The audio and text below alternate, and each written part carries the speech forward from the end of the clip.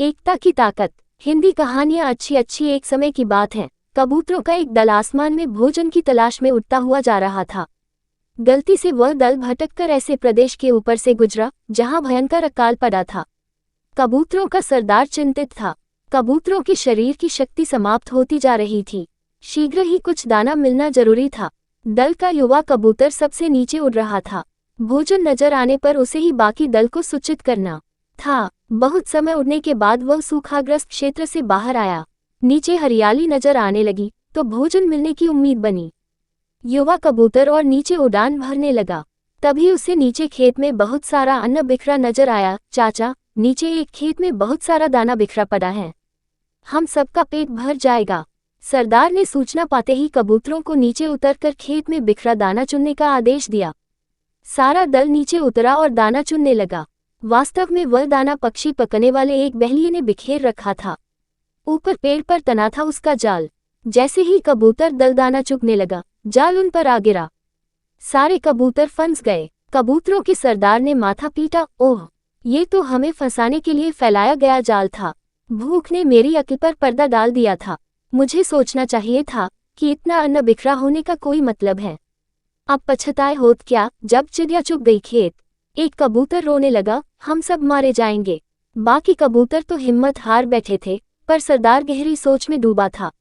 एकाएक उसने कहा, सुनो, जाल मजबूत है, ये ठीक है, पर इसमें इतनी भी शक्ति नहीं कि एकता की शक्ति को हरा सके।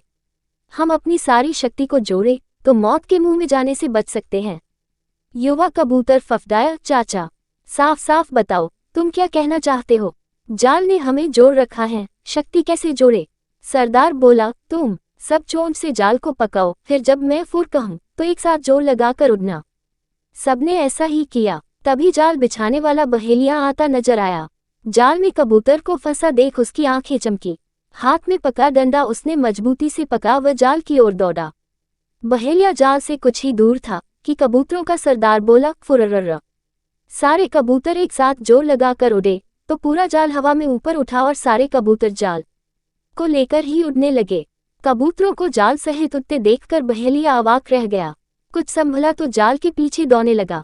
कबूतर सरदार ने बहेलिये को नीचे जाल के पीछे दौड़ते पाया तो उसका इरादा समझ गया।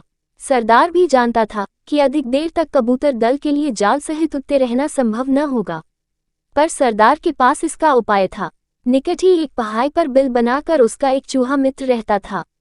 सरदार ने कबूतरों को तेजी से उस पहाड़ की ओर उड़ने का आदेश दिया। पहाड़ पर पहुंचते ही सरदार का संकेत पाकर जाल समेत कबूतर चूहे के बिल के निकट उतरे। सरदार ने मित्र चूहे को आवाज दी। सरदार ने संक्षेप में चूहे को सारी घटना बताई और जाल काटकर उन्हें आजाद करने के लिए कहा। कुछ ही देर में चूहे ने वह जाल काट दिया। सरदार ने अपने मित्र चूहे को धन्यवाद दिया और सारा कबूतर दल आकाश की ओर आजादी की उड़ान भरने लगा। कहानी से सीख, मुश्किल वक्त में हमें एकता बना के रखनी चाहिए और सभी साथ मिलकर काम करने से बड़ी मुश्किल समय में भी समस्या को हल कर लेंगे। तो दोस्तों, कबूतरों के समूहों की है अच्छी अच्छी कहानियां आप लोगों को कैसी लगी नीचे कमेंट बॉक्स में कमेंट जरूर करें। साथ ही अच्छी लगी हो तो लाइक करें, अपने दोस्तों और ग्रुपों में शेयर करें और उन्हें प्रेरित करें अच्छे काम करने के लिए। और ऐसे ही मोरल स्टोरी प्रेरित भरी कहानी पढ़ने के लिए हमारे YouTube चैनल पर जरूर आए।